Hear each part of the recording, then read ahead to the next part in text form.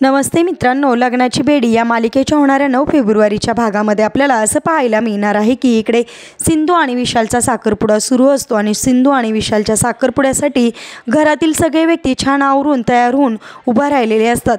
त्याचबरोबर अन्वी आणि आयुषसुद्धा तिथे असतात। त्याच वेळेस राघवसुद्धा सिंधूकडे बघत असतो। त्याच्या डोळ्यामध्ये आपल्याला फारच सिंधूबद्दल प्रेम पाहायला मिळतं।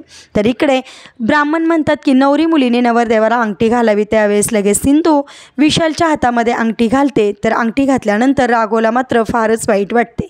तर इकडे ब्राह्मण म्हणतात की नवऱ्या मुलाने नवरी मुलीला अंगठी घालावी। त्याच वेळेस लगेचच विशाल सिंधूचा हातामध्ये घेतो आणि अंगठी घालायच्या आधी त्याच्या लक्षात येतं की सिंधूच्या हाताला लागला आहे, म्हणून तो म्हणतो की तुझ्या बोटाला काय झालं, कसली जखम।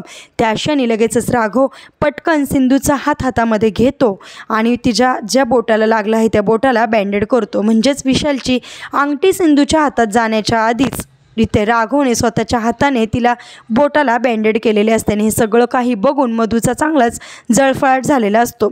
म्हणजेच आता सगळं काही अन्वीला विशालचं सत्य माहिती असतं। आता खरोखर अन्वी विशालचं सगळं सत्य सिंधूला सांगेल का? त्याच्याविरुद्ध ठोस पुरावा सगळ्यांना दाखवून सिंधू आणि विशालचा साखरपुडा मोडेल का?